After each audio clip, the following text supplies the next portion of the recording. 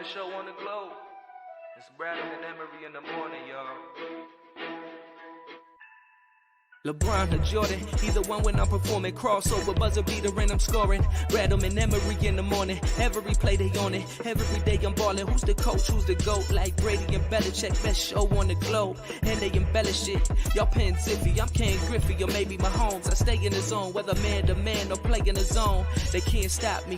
Mayweather boxing, Curry with the shot, man. We just the best to be. Can we have our SP, please? This was meant to be. Every morning with Rattle and Emery.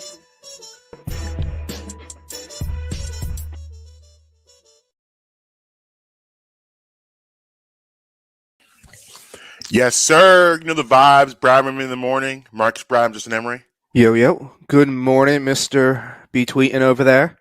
Good morning to everyone not named Anthony Edwards of the Minnesota Timberwolves. Okay. It's a weird start. We'll get into that later. Patterson Avenue. Mm-hmm. Monday night. Oh, I watched it. 7 p.m. Big NBA time. We had ourselves an instant classic. Big classic talk out the gate. You had the most exciting player in the NBA right now, Ja Morant, coming to the Wells Fargo Center. Mm-hmm. To face the Philadelphia 76ers. One of the best stories in the NBA so far this year is the Memphis Grizzlies and Ja Morant. Ja Morant has made this year throughout his short career, he's made tons of highlight plays, but this year alone has made some of the most remarkable plays that you'll ever see in the history of basketball. It's just that every time I think Ja Morant now, I'm going to think of that The block. The block. The block. It's the most insane block I think I've ever seen in my life. The 360 layup. It's a lot to unpack with Ja Morant. He has all the tricks. Those people that said Ja over Zion don't look so crazy now, do they? No, they don't. And you know, Ja Morant is right now one of the front runners to be MVP of the league. Probably won't win it because of his stature in the league thus far. You know what I do think he will win though? Most improved player. Definitely. Unless Memphis goes on, keeps this up and maybe gets a top 3 seed, maybe, but probably not. That award belongs to 21 right now. Yeah, hopefully. I'm saying right now, that belongs to 21. I thought that last year, and I've seen this movie before. I hope so. I hope you're right. But anyway, Memphis, one of the best stories in the NBA this year. A lot of great young talent on that team. Desmond Bane, who he actually from his rookie year now has improved his game big time. One of the reasons why they're so good. Jaren Jackson Jr. I think Steven Adams is a great addition to that team. Steven Adams works with Ja Morant so well because Steven Adams is one of the best pick setters in the NBA, and he worked like Russell Westbrook's MVP year. Steven Adams is a huge part of that, and his ability to get Westbrook free. That's what Morant did. I mean, it was frustrating. Matisse Thybulle did the best he could. With a great player, you're never going to really shut them down. You're going to try to contain them a little bit. Morant is a great player. He got his, but I still think Thybulle did a pretty good job on him. So you had Memphis coming in. I believe Morant had, 38 points? Yeah. Thybulle stopped him from getting 50. Mm-hmm. He stopped him from getting 50. Yeah, absolutely. So Morant and the Grizzlies come in. Embiid rest day, so you didn't have Joe. And it looked like all things could have been lost. You needed a big game out of Maxey. You needed a big game out of Harris, and guess what? You got both of those things. Harris gives you 31. Tyrese Maxey gives you 33. It was I love when players take on the challenge, and you can tell that Tyrese Maxey wanted the challenge of going head to head with Ja Morant. No, he wasn't guarding him per se, but the idea of Ja Morant and all the fanfare coming in, Maxey definitely took that personally. You could tell by the way he's playing. He was fired up to play that game, which I love that mindset. I love guys who have that mindset. This is a game, the Sixers jumped out to an early lead. At times it looked like they were going to blow them out of the building. And they came in ready to go. Everyone was ready to play. Gets close, gets down the wire, you go to overtime, and you pull out a game in overtime. Once you get to overtime, you start thinking, I don't know if they're gonna have enough. Especially with a team that has has that closer in Morant, you figure, okay, they're going to be able to get this done based on this being a close game. But the Sixers got it done. They figured it out. Very exciting finish. One of the most exciting finishes I can remember in recent Sixers history. And to me, this right here was the win of the year. This was the best resume win they've had so far. No Joel Embiid. Maxey gives you 33. Tobias Harris gives you 31, which honestly, Tobias' 31 may be even more important than Max's 33 because Tobias has had a big time rough patch in the past, basically this entire season, and you want to get him right going towards the playoffs because you're going to listen in the playoffs. You're going to need Tobias Harris. I mean, you're going to need him to be effective. He doesn't need to give you 31, but he needs to be effective, and that 31, I think, was huge. Seth Curry still come back from the ankle. Doesn't look right yet, but he'll be okay. He'll be fine. But like I said, I believe this was the most important win of the year for them. And now they're sit half a game out of first place, which is unbelievable with all the things this team has faced.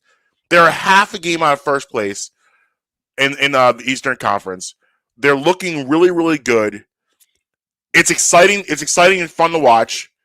And you did that without your best player and right now the MVP frontrunner. So that's just a huge morale boost for everybody to have a win like that against a team like Memphis, again, who's playing well. And Memphis is one of those teams too. Memphis isn't like a veteran team where they pick their nights. They come at you hard every night. They're a young team that don't know any better. So every night they're coming at you hard. So it has to make you feel good that this team gave you their best shot and they still couldn't come out the Wells Fargo Center with a win. So that again, it was so entertaining, so much fun to watch. The fourth quarter and overtime turned into a playoff atmosphere, which is always nice. And I'm just happy the Sixers were able to get it done. Yeah, my some of the big takeaways for me is number one, if you've noticed, ever since Harris's name was included in trade talks, he stepped his game up. Secondly, Maxey's growing right before our eyes. We'll dive into this conversation, not today because we have a lot of Sixers talk to get to, but at some point later, probably next week, is Maxey now untouchable? And Her answer, yes. And also, say what we want to say about Doc Rivers and everything. Mm-hmm. He has him a half a game out. If we're going to crush him when he does dumb things, when he does things that impress us, we have to praise him as well. Mm-hmm. And the fact that they had to, last night, they probably knew Embiid wasn't playing after Saturday night, but still 48 hours. Still 48 hours to kind of come up with a complete different way of playing basketball. Like the way they looked Monday night, they came with a completely different style than they've played with for the past month. And, that has to be hard to devise that. But they talked about on the broadcast, they had that team fired up because you remember going back to, I think back in December where the Sixers go down to Memphis, get the doors blown off down there. And Maxey said they had him on doing the post-game interview. Mm-hmm. Maxey said, once they heard that the big fella wasn't going to play, the mantra in the locker room was, we're not going to let them come in here and punk us and clown us in our own building. And I love at the end of the game, you see Embiid was in the back watching the game. He comes running out. It's just like the vibes around this team are immaculate right now. As far as those guys. It was just a rest day for him, right? Say again? He wasn't hurt. It was just a rest day. Just a rest day. Just a maintenance day. Then why? I'm curious why he wasn't on the bench then. I don't know why he wasn't on the bench either, but it definitely was a maintenance day. He has played 21 straight. They every game for the past month. Yeah, they said 21 straight. Yeah, so they were already kind of talking about it this past week. What would be a good day to give him, and they decided Memphis. Now I would have probably chose tonight, but whatever, it doesn't matter. They got the win. Yeah, and they got the Wizards. No Bradley Beal. The Wizards got no Bradley Beal coming off the second half of a back-to-back. Yes. I too would have rested Embiid tonight, but I mean, hey, I just thought that was odd.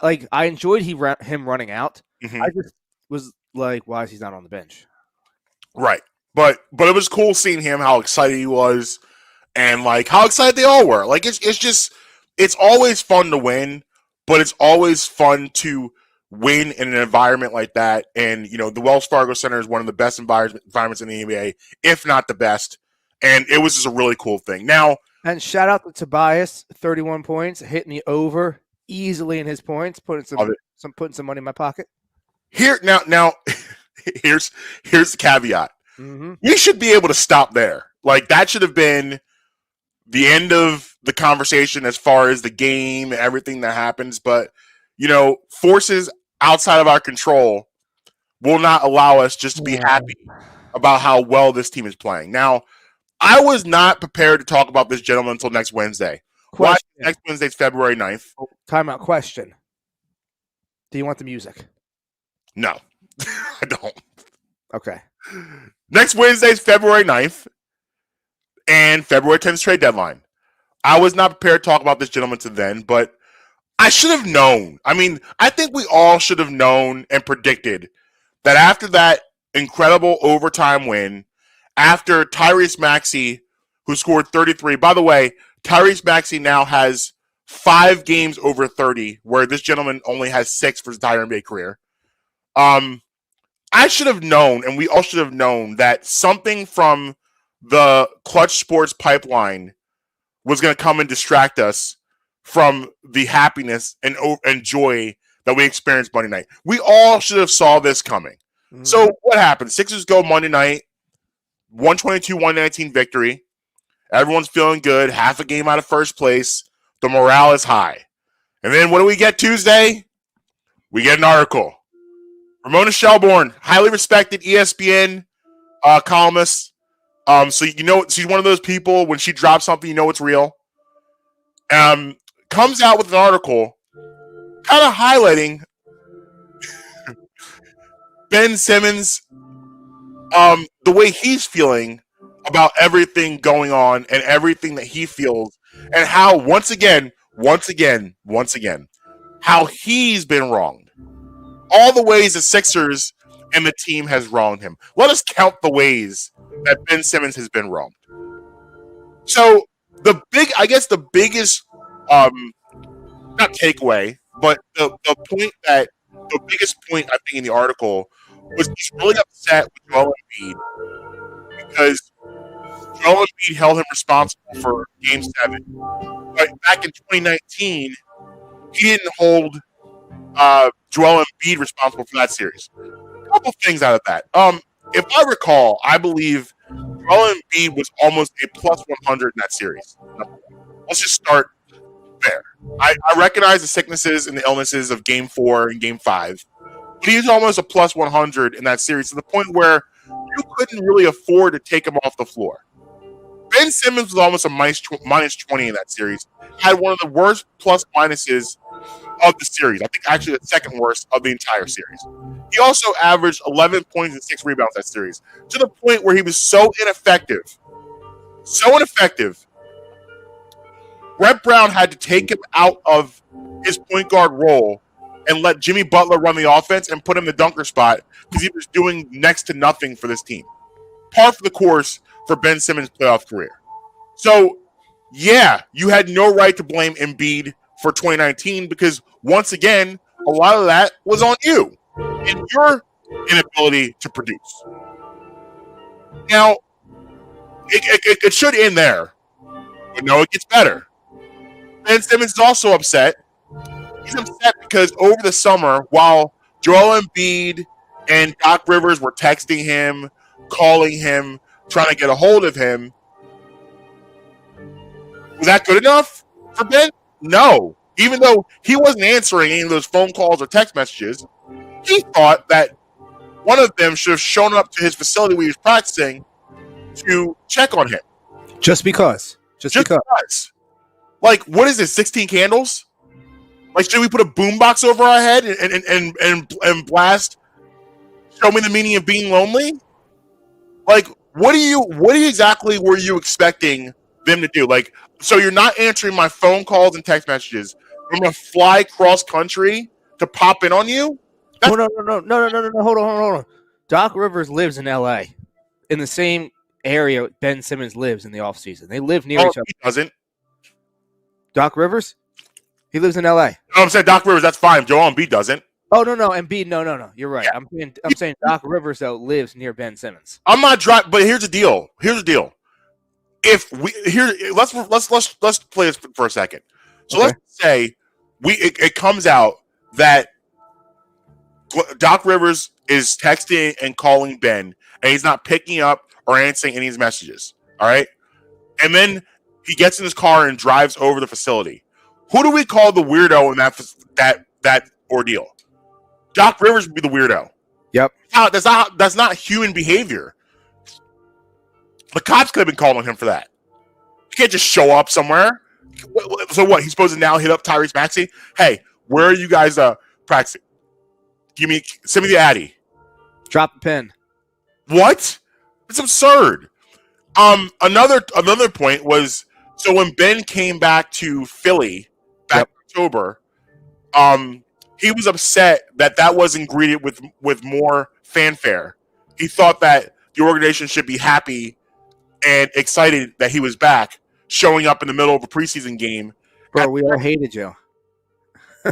Yeah. And like he thought he did that in good faith, and I guess thought that would get the ball rolling.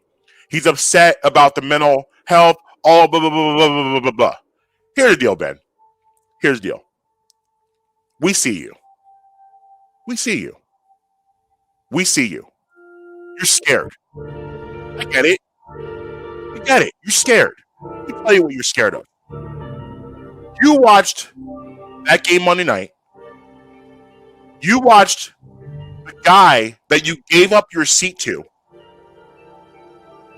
become beloved in this city. You watched him score 33. You watched him take your spot. And now you're starting to ask yourself some very, very important questions. What if this team is better without me? What if this team goes on a playoff run this year and goes farther than they did with me? What if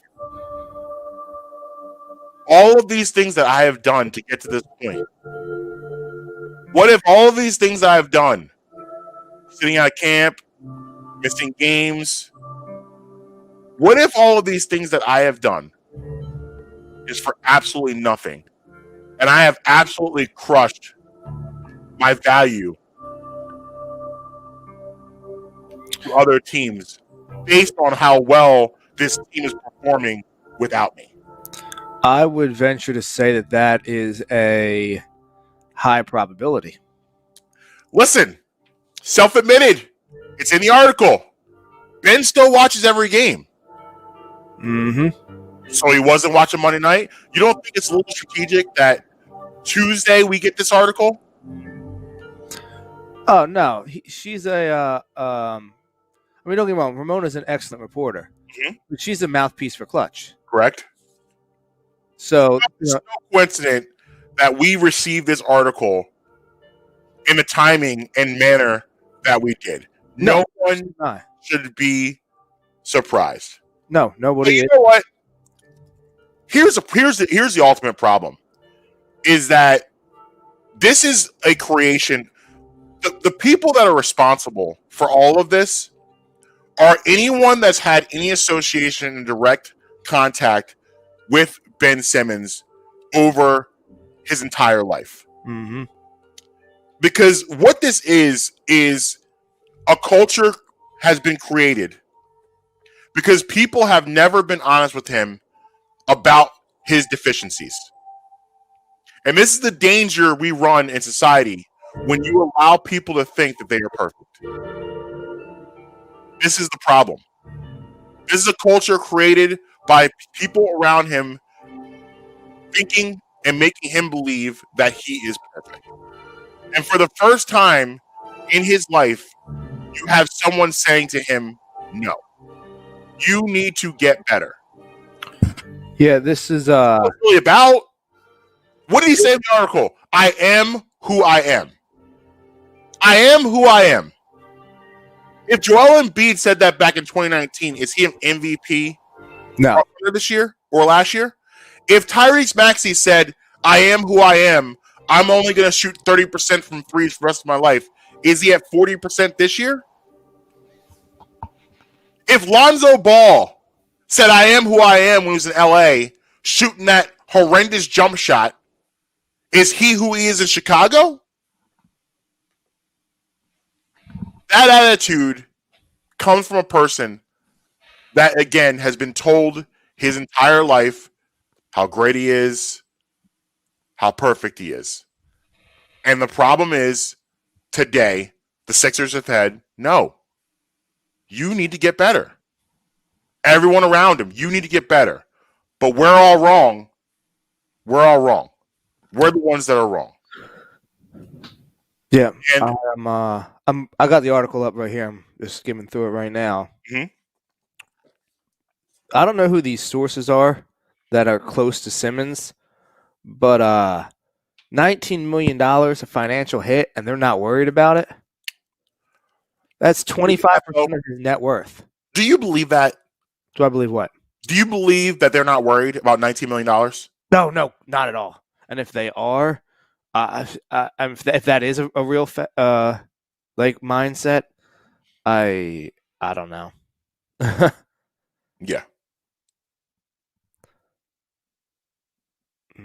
I'm like, oh man. And you have to believe that the inspiration for the Sixers this year. Reading through it, like he would go and practice at St. Joe's and go to LA Fitness and work out, and then go like, isn't that stressful? Yeah, because and now it's to the point now the only place really he could go is a facility because too many leaks. What do you expect? If Ben Simmons showed up at LA Fitness, it's gonna be a big deal. Like someone's gonna leak him going to play pickup at St. Joe's with Deontay Christmas and Deion Waiters. Someone's gonna leak that. Yep, it's gonna happen. And if you're his teammates, plus I mean it's hard for him to hide. He's 6'10". Right. If you're his teammates, it's a very easy motivation for the season. Is they've kind of taken all of this personally, and they are saying, you know what? You're not here. Okay, we're gonna show you. It's like when you break up with the ex and they go out all of a sudden, get to hit the gym, lose that 30 pounds of relationship weight. They're dressing flyer. That's what you do. They know he's watching. They know he's paying attention, and I'm sure it kills him to watch how successful this team is without him. It kills him. What if he just showed up? Like didn't tell anyone, just was there? What if he just showed up and started practicing and went to go to play in the game tonight? See, I don't see. That's the thing is that at this point, I know a couple months ago, I thought there was a pathway to him returning back to the team. And there still is a pathway for him to return. There's always going to be a pathway for him to return.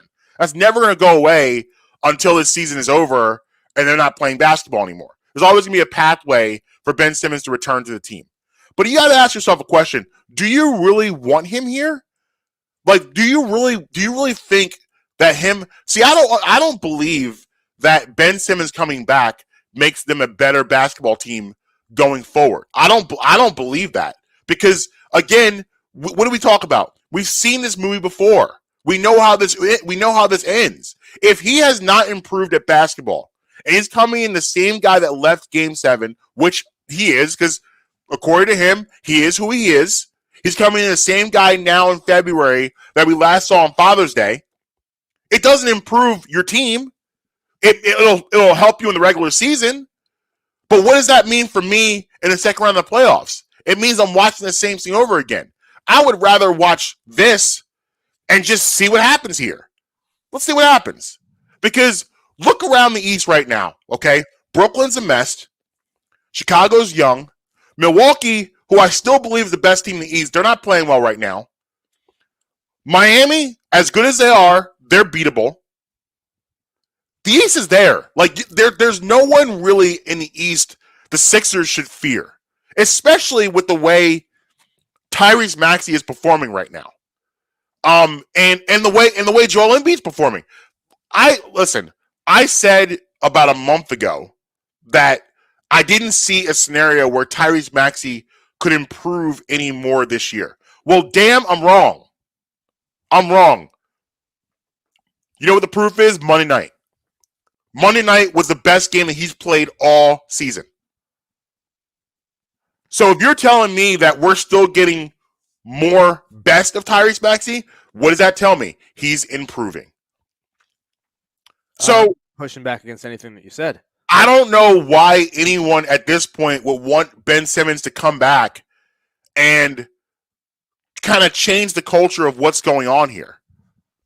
Well, you need to do something with him. Yes. Here's what I suggest. Here's what I think, and we'll segue. You can't just pay $33 million to nothing. Like, you got to do something with him. But this year, here's the deal. The Sixers, here's what they should do with him. Put him on ice. Take the power away. Daryl Morey needs to come out and say, Ben Simmons no longer has the option to come back and play for this franchise. He can't do that, though, because if he does that, he has to pay him. Oh, yeah, you're right. Well, I guess you can't do that. However, well, you know what? You know what, though? Still, I actually, you know what? I'm refraining that. I pay him. I don't care. You can't play here anymore. We'll pay, like, at the end of the day, $19 million, you've already proven your point. Your point is proven. I don't care. Pay him. I don't care. You don't have to pay him. He only has $12 million remaining, so you'd only be on the books for $12 million. You've already proved your point. You haven't paid him from, September to now. You've proven your point. You won. So now just say, you know what? We're good where we're at. This would be a perfect time to do that because you're half game out of first number one seed. It'd be a great time to come out and say, we're good where we're at. We feel good about what we got. Ben Simmons is done for the rest of the year. We're going to look to move him this offseason. Take the power away. Take it away. And then here's what I would do if I was the Sixers. Because I still think you do need to make a move. But it doesn't need to be a splash move right now. Here's a name I'm going to give you and a scenario. I take Tyrese Maxey. I move him to the 2. Because I think for this year, he's better suited in the 2 than he is as a 1. As far as a shooting guard, as a traditional point guard. I move him to the 2. I call up the Indiana Pacers. And I tried to bring in TJ McConnell. TJ McConnell he left here because at the time he didn't fit with what the Sixers were going. He was a guy coming off the bench with a team that needed much more powerful bench pieces. It didn't work here at the time. But TJ McConnell has turned himself in the prototypical run-of-the-mill point guard. He's your Eric Snow. Bring him in here. You don't have to give up a lot to get him, I'm sure. Indiana's in the tank. Give him whatever you need to give him, but I'm sure you can work out something that makes sense for both sides. Bring him in. Start him at the 1 next to Maxey in the backcourt with Harris, Embiid, and Thibault. That way you allow Maxey to do what Maxey does best. What does Maxey do best? He scores the basketball. Let Maxey run the offense in the last 5 minutes, put him in the ball screen with Embiid, have them work together in that facet. You also strengthen your bench by moving Steph Curry to the bench. So now I got off the bench, I got Steph Curry, I got Danny Green, I got Drummond, Korkmaz, Shake Milton when he comes back. Pretty good. Pretty good off your bench. That's what I would do. They're probably not going to do that. It's a little radical, but I think that helps you get through the rest of this year. And that gives you the best shot without giving up too much, because you don't want to make a major deal right now, because we're like, who would you? We're not trading Thibault. You're not trading Maxey. You're not trading any. You don't want to trade Seth Curry or anything like that. That hurts your team. You want to keep all of those guys together. I'm disappointed in Isaiah Joe. I was high on him going this season. He's not ready yet. So, he's shooting like 31% from the three, which that's not going to work.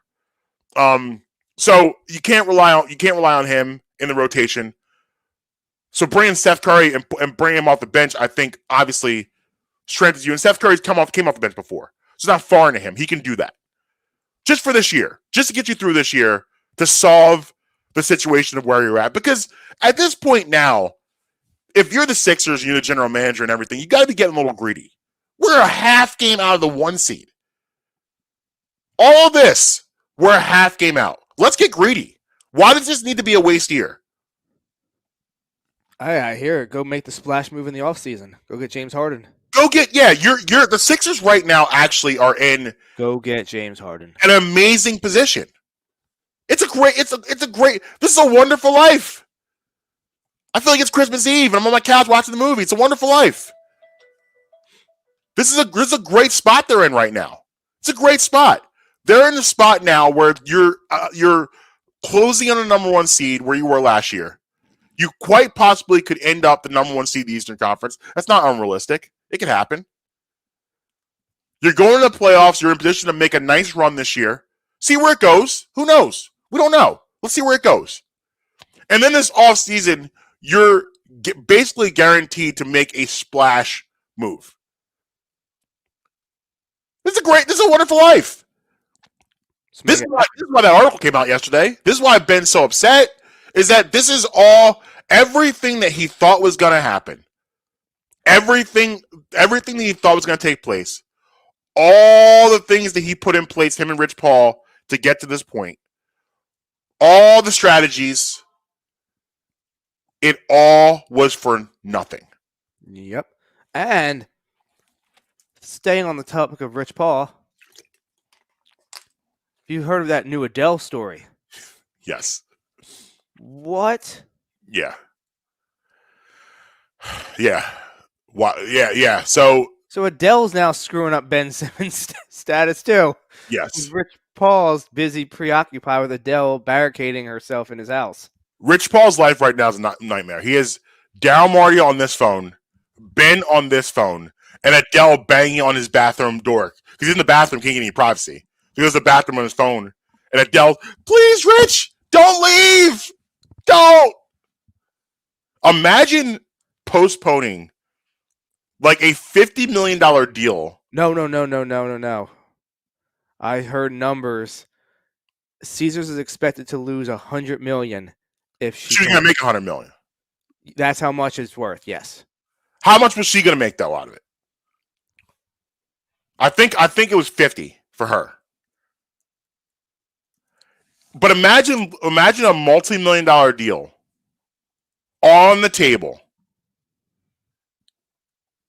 and you turn it down because you're sad about a relationship. That's insane to me. I don't got money like that to lose. She was expected to make $50 million, and it will reportedly cost Caesar's Palace $150 million if she does not. Yeah, it makes sense. And 50 sounds about right. Yeah, 50 million. That's what I thought she was making. She was supposed to do that in the same building that Celine Dion did her residency at.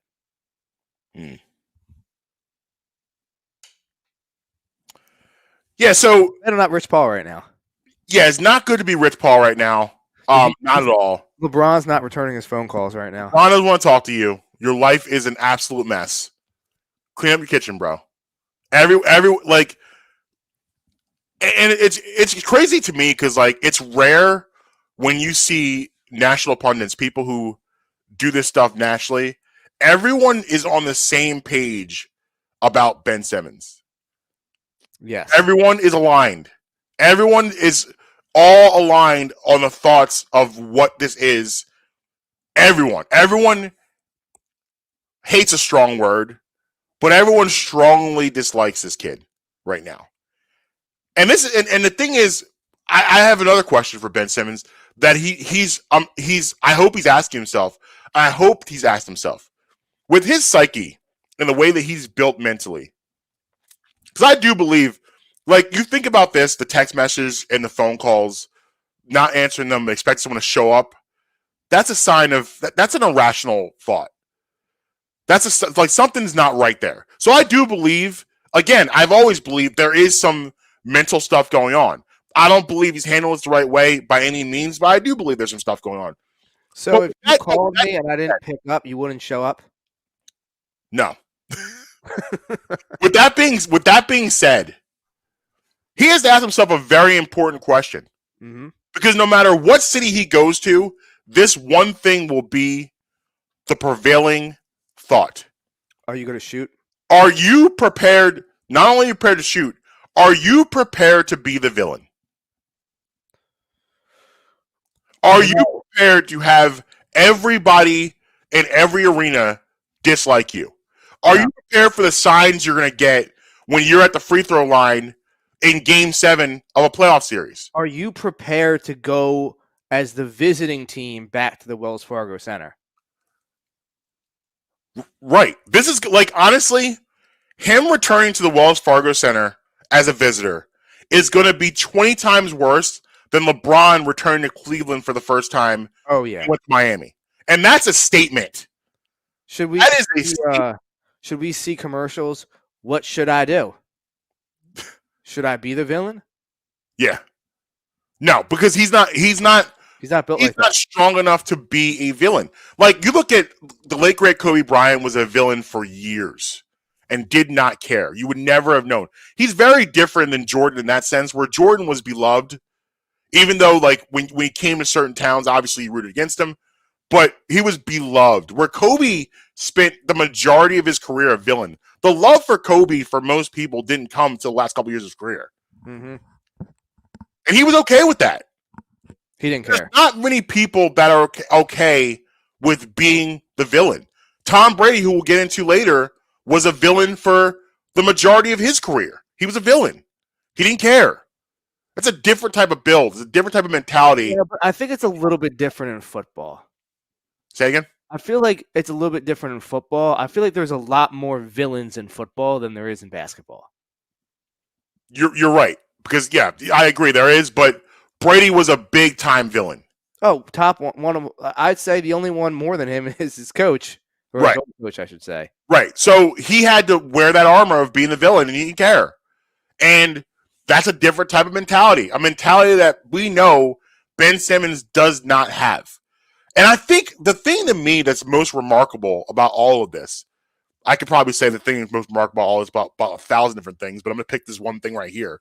The thing that's remarkable about all of this to me is that I don't think he understands this part of the narrative that you could go to Toronto, you can go to Sacramento, you can go to Golden State, you can go to Los Angeles, you can go to New York, you can go wherever you want to go, but these problems are going to follow you to all of these states. Yep. They're traveling problems. These problems are going to travel with you. If you get out of Philly, you're going to another city, and you're going to be dealing with all of these issues. All of these issues will not go away until you make a conscious decision to get better at basketball. That's what all this is about. Just get better at basketball. Just be a better basketball player. If you become a better basketball player, improve your free throw shooting, you will erase all of these issues.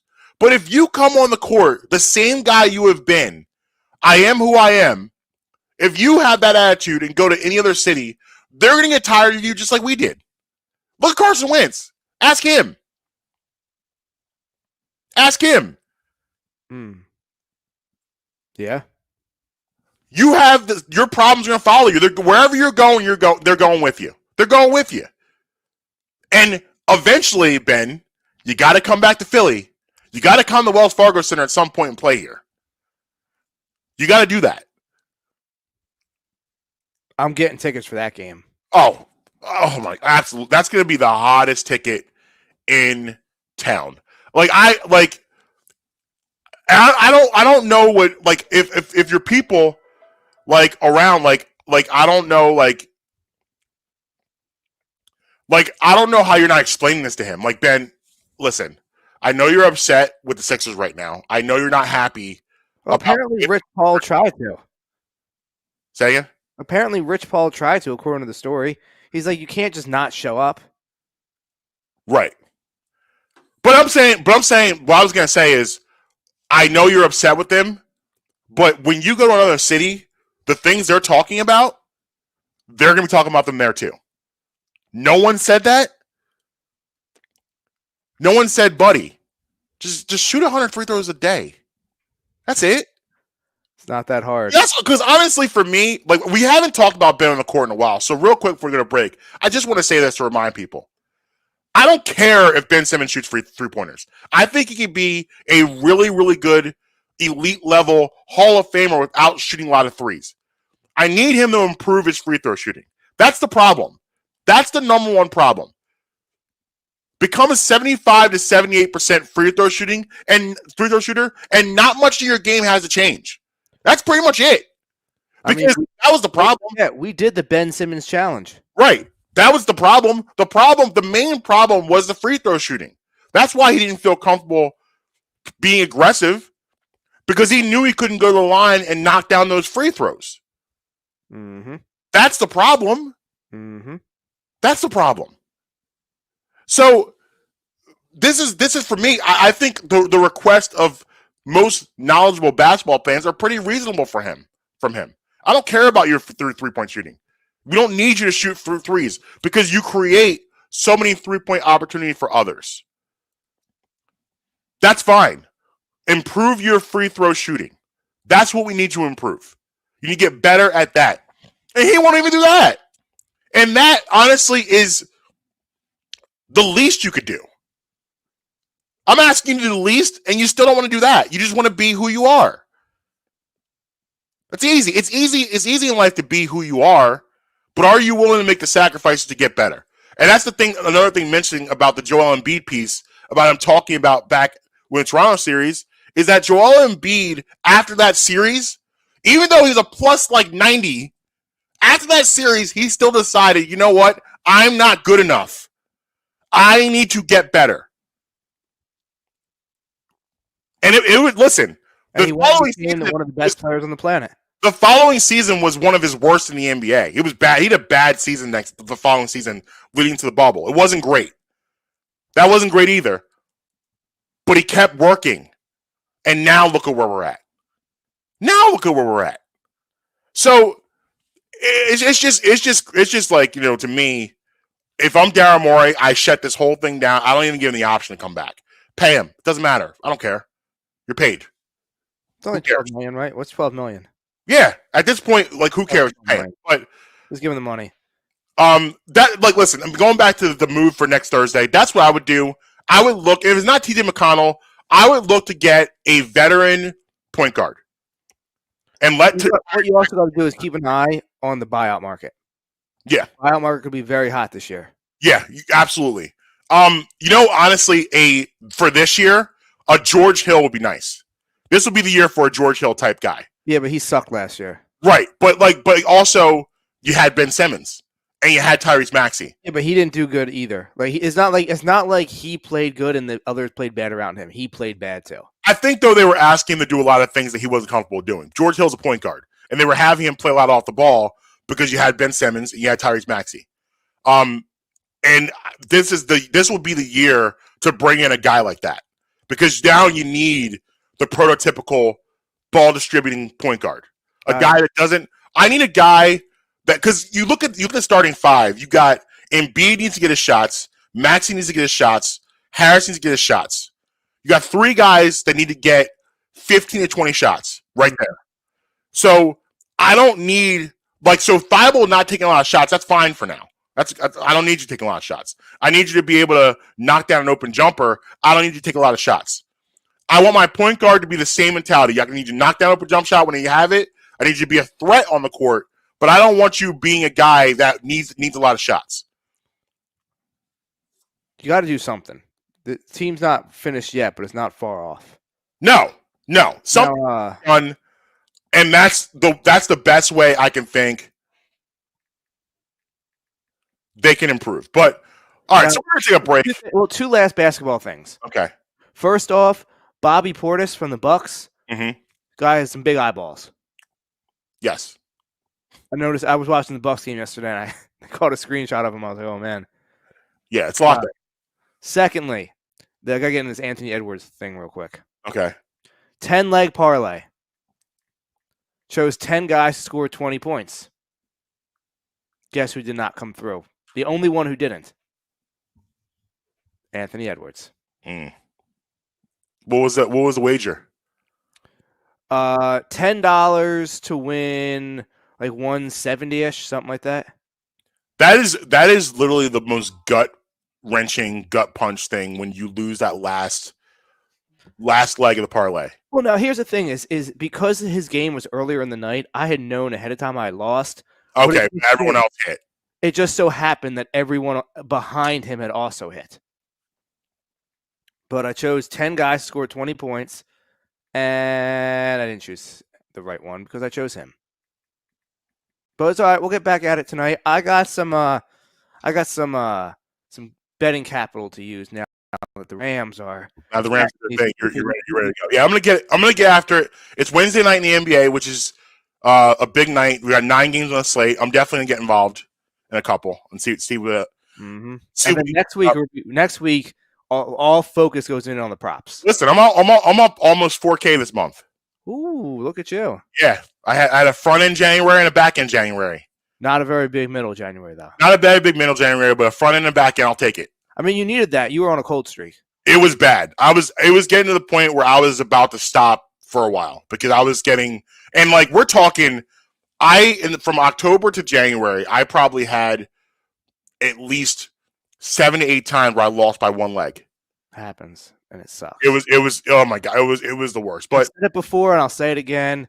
One of the hardest things about betting is comprehending that sometimes a good bet loses and a bad bet wins. Yep. I said it before. I'll say it again. It's the hardest thing about sports betting. Absolutely. On the other side, we're going to get into the retirement of the GOAT, which has become official. Yes. I actually want to bring up something about Eagles free agency. Okay. And then the Brian Flores situation, which is ongoing. We'll give you guys the update on that. We got Max, happy birthday, product review, one that I think is near and dear to your heart. I know it is. Yeah. And I'm coming off 3-1 January. Love it. Love it. So we'll see if we can keep that going. Let's get it. Every in the morning, Marques, Brown, Justin, Emery. We'll be right back. Looking for authentic Mexican food close to home? Great news. District Taco is just around the corner in Abington, Pennsylvania, and they'd love to fiesta with you. Offering delicious fish tacos, a California burrito stuffed with guac, steak, fries, and chipotle mayo, plus sweet, crispy churros. District Taco has it all. Try out the newest location and come back for more. Get 10% off your first in-app order with promo code BREMI10. Always fresh, always Mexican. District Taco. Relationships can be tough, and finding that special someone can be even tougher. So when it's time to make a decision on what to do with the ring, you don't want to have that be tough too, right? Hi, I'm Marques Brown. I want to talk to you guys, my friends at Vans Jewelers, located at 13 South York Road in the heart of Hatboro. Back in 2017, when I decided to get engaged, there was only one choice for me. Going into Vans Jewelers, I was quite nervous, but they put me at ease right away with their friendly staff and their easy selection.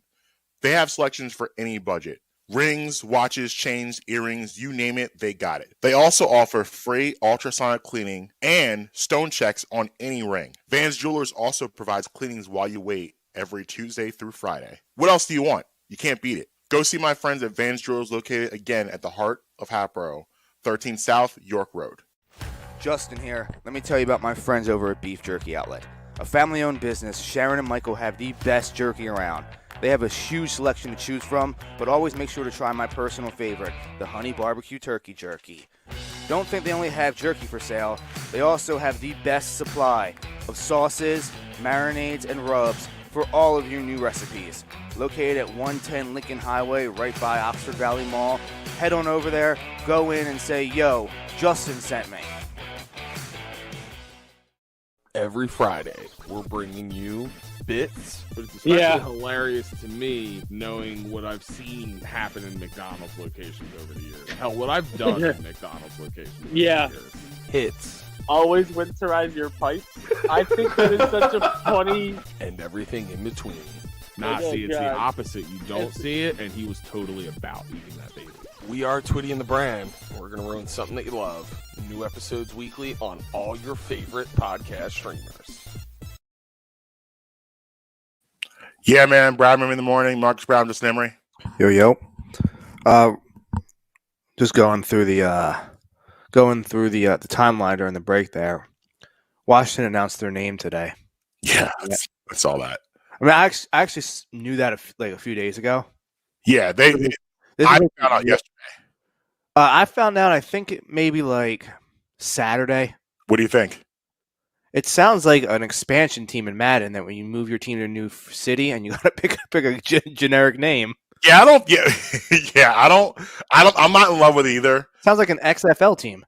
Yeah, and like someone made a good point on Twitter yesterday when it came when a lot of people found out about it, is that the nickname is going to be the Commies probably. That's not good. E-Rock was Watch the Commies. E-Rock was like, I can't wait to see the Birds versus the Durs. But of course, leave it to a team like Washington to bungle their own name announcement. Yeah, I like the uniform. I was going to say the uniforms though, especially the black ones. Really, they're nice uniforms. But the name is just not. I'm going to have to get you off your tongue. The Commanders. Yeah, it doesn't. Commanders doesn't feel good. I'm going to have to get used to seeing Washington wear black though. Yeah, but I like the uniforms a lot. They're sexy. I do. I do as well. February 2nd. Real quick, I forgot to mention the other day, Monday, forgot to wish a happy birthday to Doug Peterson. Dougie Doug. 54 years old. Forgot to wish him a happy birthday, but happy birthday to Doug Peterson. But okay, so February 2nd, 1887, the first Groundhog's Day. Groundhog's Day is such a waste of time. My son came home with the groundhog propaganda the other day, and he was all excited. Dad, did you know the groundhog? I'm like, son, listen. Yeah. Did you nip that in the butt right then and there? I shut it. Listen, son. Please, thank you. There's no the groundhog has no power to affect winter and summer. Can we just stop with this? I appreciate you shutting that down. I understand, obviously. Has there ever been a shorter winter because of the groundhog? It's literally never happened. No. Like why we? I'm frozen out there. I've been frozen for the better part of the last 2 months. If the groundhog is up and it's supposed to be a shorter winter, but yet we get 30 inches in March. No, stop. Yeah, no, I've decided I'm taking a month vacation to Florida. I'm done with this. Okay, don't go to Florida. I'm just going to avoid Orlando. Go to Cali. It's far. That's a mission. You want your LA bet. You need to go show some love out there. Oh, you're right. You go show some love. There was a brief period where I may have gone to SoFi for the game. A certain show with somebody that I do really wanted to be there, but the powers that be would not allow us. That'd have been nice. Oh, imagine I came back with stories from when I was in Connecticut. Imagine the stories I would come back with if I was. Oh, gosh, and all the parties out there too that happens that week. My liver is glad I'm not going. Yeah. 1913 Grand Central Terminal opens in New York City. Okay. We just had the other day in 1901 the American League was started. However, today in 1876 the National League was found. Now, give you a little trivia question. Do you know what the first professional baseball team was? Now, I will tell you, they used to be the Boston Red Stockings. Now, I want you to think, because it's not as obvious as I made it to be. I wouldn't have given you that hint if that was the case. What year was National League formed? 1876. Okay, and the Phillies were 1883, I believe. Yeah, it was like I said, they started out as the Boston Red Stockings, and it is not the current Boston Red Sox. I don't know. Stumped. Atlanta Braves. Okay. The only reason I threw it in there is they just won the World Series. Had they lost the World Series or not made the playoffs, I totally would not have thrown that fact in there. Little trivia question. And that's it. We All got right. birthdays, though. Happy 45th birthday to Shakira. Her hips don't lie. Julia Fox. She's with Kanye now, right? Yes.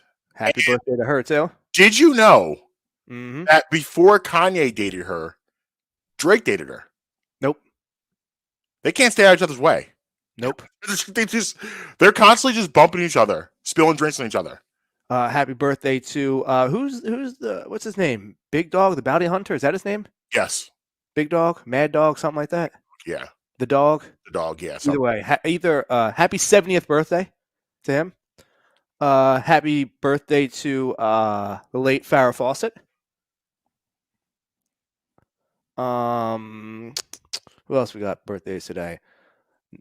And I'm wishing a happy birthday to the Penn State coach James Franklin, even though I'm still pissed off at him. Yeah, that season unraveled quickly. Oh, who are you telling? I had to sit there and watch it. And then a lot of Instagram stars, a lot of YouTube stars, and a lot of TikTok stars. Okay. Apparently, that's like a thing now to be that kind of star like we talked the other day. Now, it's also her birthday. Question. Do you know who the hell the rapper Lil Debbie is? Little Debbie? Yes. No, I know the snack cakes. No, Lil Debbie. She's a rapper, apparently. No idea. She's a 33-year-old white woman. That's why I had to ask. No, never heard of Little Debbie. All right. Well, happy birthday to her as well. Little Debbie ain't popping in my streets. Yeah, I have no idea who that is, but it's her birthday, so nevertheless, happy birthday. Yeah, the only Little Debbie we recognize in the hood were those oatmeal pies. That's the only Little Debbie we recognize. Yeah. Little Debbie. What about like the little chocolate cakes with the cream filling? Yeah, all Little Debbie products we recognize. Okay. We recognize the rapper Little Debbie. We don't know nothing about that. No, she kind of looks like Iggy Azalea. Okay. All right. So, yesterday, breaking news. Brian Flores is now going after a couple NFL franchises based on unfair treatment and racial prejudice in his coaching hire. Now, I'm gonna lay out here and let you break this down for everybody. Okay. Oh, I thought you were going to continue. Is this when you want me to jump in? I'm laying out. Okay. So Lay it out. So he's going after three franchises: Miami, Denver, and the New York Giants. Yes. We'll start with Denver first. Okay. He's accusing the John Elway and the Denver Broncos in 2019 of basically putting on a sham interview process just to make the Rooney Rule. He said that John Elway and a couple other executives showed up an hour late, were visibly hungover, and that it was a joke of an interview process about how it went down. The Broncos story, and I'll reiterate the time frame again when I get to my point. Okay. But the Broncos side of the story is that they Elway and a handful of other executives showed up at a hotel in Rhode Island. That's where the interview took place at. It was a 3.5-hour interview, started promptly on time and ended a few minutes late. They asked him what they would normally ask among any other coaches, and there was nothing different. Now, remember, this is 2019, okay? Not 2020, not 2021. Apparently, John Elway said he was not hungover. He was suffering the effects of the ivermectin, that stuff that the people are taking, the wild red hat people, for COVID. Yeah, well, this isn't good defense for a lot of reasons. Yes, that's not a good defense for a lot of reasons, but number one, this was like 3 or 4 years ago. Yeah. So why were you taking it then? Yeah, this is So like John Elway looks like a man who could be a raging alcoholic. Like he just does. Like this is what it is. He looks like that guy that like you know how older guys do this? He puts his arm around you and starts just. yeah. He's that guy. Yes. Eyes closed. I mean, make no mistake, he's the king of Denver. He will always be the king of Denver. Yeah, I'm not of taking course. that away from him. He doesn't have to pay for anything wherever he goes. No, but that's just. He's definitely that type of guy. He's not like the fun life of the party drunk. He's the arm around you, speaking way too close to you, but it's John away. So what can I do? You know who I don't want to get drunk with? Him and Troy Aikman. You think Aikman's bad? Is Aikman bad drunk? I feel like the two of them are just the same person. It's just one of them's on TV and one of them's not. See, I think Troy would be a hilarious drunk. I think Troy probably has. First of all, that Cowboys, like, I'm surprised there hasn't been some sort of documentary on that team off the field. Like, I want to hear about, like, Troy probably has the greatest stories about his time running around with Irving, Smith, and all of those guys. I bet he tells great stories. I bet you. They're very glad they didn't have social media. Yeah, right. They're very glad they didn't have social media back then. So that's pretty much the only story as far as Denver goes. They pretty much just said it was a sham interview process. Yeah. One side says yes, one side says no. That's that. Then we'll move to. Let's move to the Miami Dolphins. Mm-hmm. So there was a party on a yacht that I can assume was either thrown or owned, or Stephen Ross, the owner, was somehow involved in the scheduling of said party on this yacht. And it's Brian Flores, the GM, the owner. It's the brass. To which he wanted Brian Flores to use his influence as time in New England to get Brady to leave Tampa Bay and come to Miami. Clear tampering violation. Yeah. Of which Brian Flores said, no, I'm not doing that, and left the party. Shortly after, it was believed that is when the ill will began between Brian Flores and the front office and ownership. A lot of people thought that so in the story it says that a prominent NFL quarterback under current contract, Stephen Ross, wanted Brian Flores to use his influence to try to open backdoor communications with him. A lot of people thought it was Deshaun Watson. Ian Rappaport went on yesterday and said that it was Tom Brady, he was told. So that's, and they also, Stephen Ross offered him $100,000 per every extra loss for they tanked for the 2019 season. Wow. Listen, I mean, I've said this before on the show, and I'll say it again, that the only thing different between the NFL and the FBI is letters. You're dealing with the same type of people. It's basically the same type of organization. I wish Brian Flores all the luck in the world.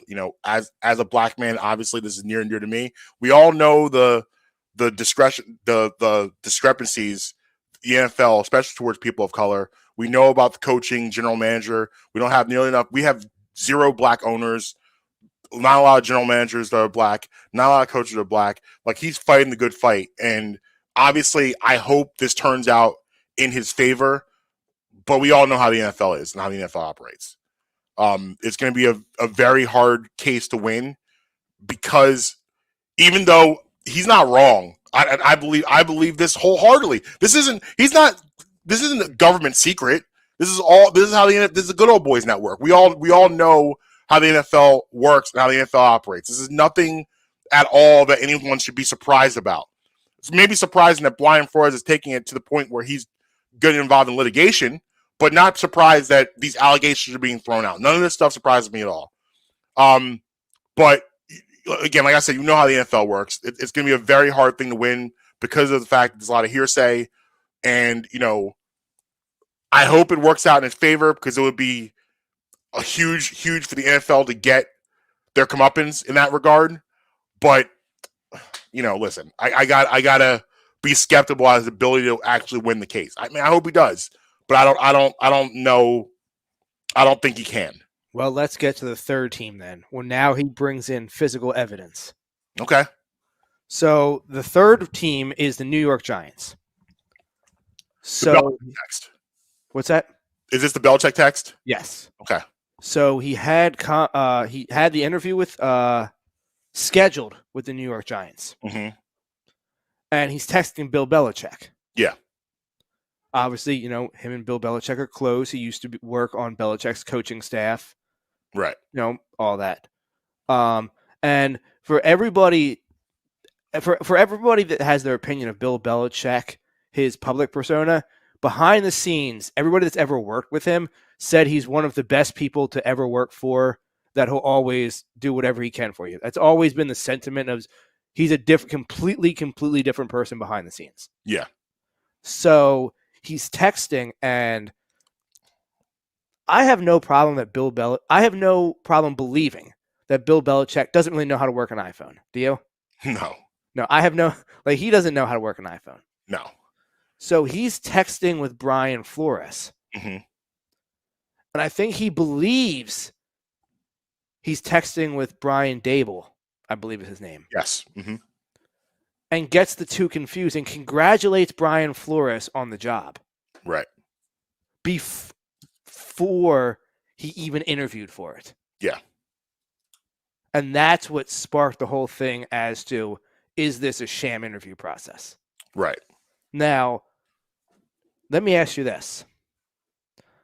Bill Belichick, if he were to get relieved of his duties in New England, which we both know that will never happen. I can't imagine Bill Belichick ever getting fired in New England. He will retire and resign. Right.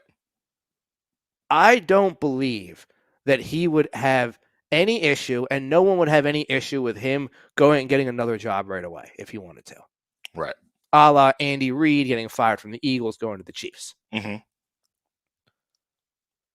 Do you think this was an honest mistake of Bill Belichick not knowing what he's doing?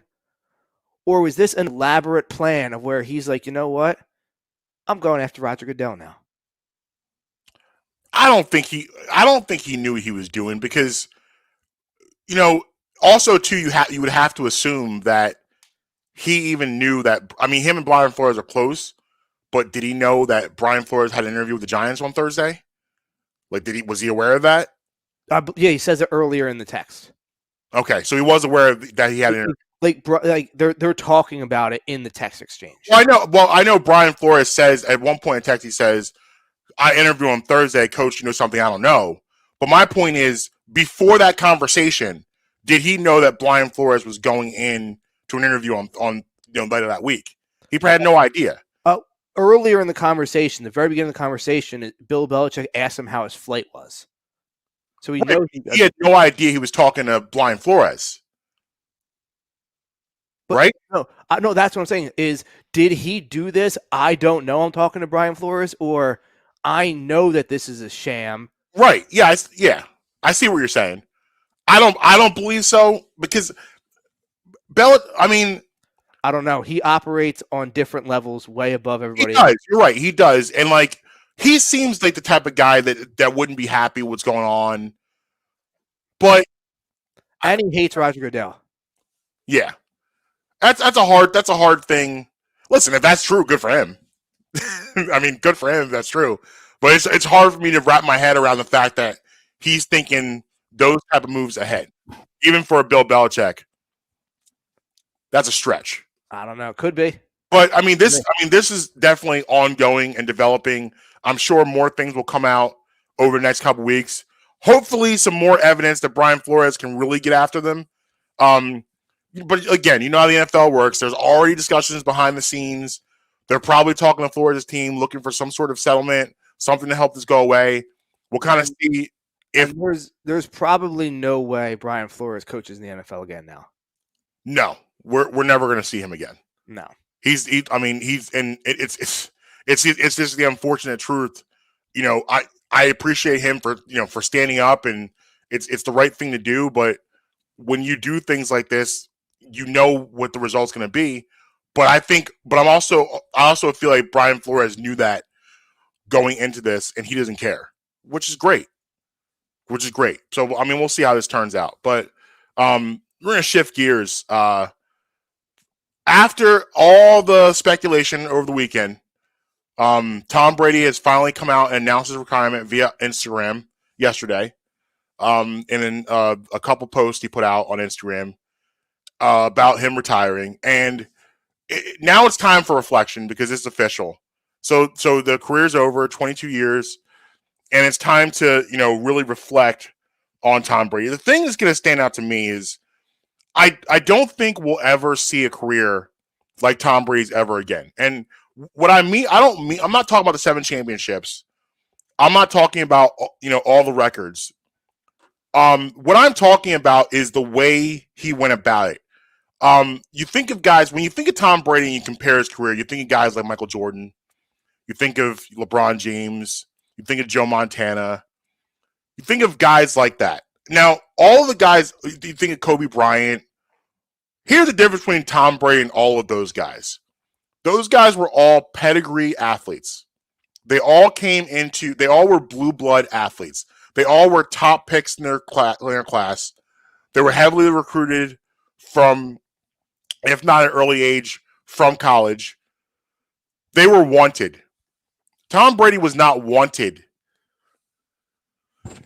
Excuse me. He was the 199th pick in a draft, a 6th-round draft pick, a guy that was an afterthought. He wasn't really even a starter at Michigan. And he went on to become the greatest quarterback of all time. And that's why I get frustrated when people talk about him, because people, now that he's won so much, now that he's had so many championships, now that he's had all these accolades, people look at him as this overwhelming favorite. But to me, what I will always remember about Tom Brady is that he was the ultimate underdog. The ultimate underdog. And what he accomplished from that spot is what makes him legendary to me. Is the fact that he was a guy that was not given much of a chance and accomplished all of these amazing things. That's my where Tom Brady, that's his legacy to me. I think that his legacy is the ultimate winner from the underdog spot. Yes, when he got it together and he became one of the greatest, but it was a work in progress. He wasn't named the starter when he came into England. He took that job. Drew Bledsoe gets hurt, takes a job, becomes a starter. And even his first 4 or 5 years, he was considered more of a game manager. He wasn't a guy that people thought of as one of the best quarterbacks in the NFL. Even when he won his first 3 championships, it wasn't considered to be he was the guy. He really started to build that legacy in the late 2000s. Going forward, and then his second run of championships, beginning in I believe 2015 was the last time, because it was 10 years in between championships. Mm-hmm. So he really started to begin to really build that legacy. Then he started to put up those numbers starting around 2007, and then the second round of championships came, and then it put him in a different strategy. But I go back to the very beginning. I go back to him being drafted, and how it still to this day hurts and haunts him. I go back to the Michigan days. I go back to all of that and him building all of this as really the ultimate underdog. So it is time for us to revisit a conversation we had back on August 7th. Uh-oh. GOAT talk. Okay. In the pantheon of the GOATs, we have established tables 1 and tables 2. Mm-hmm. Who is at the head of table 1? Is it Brady?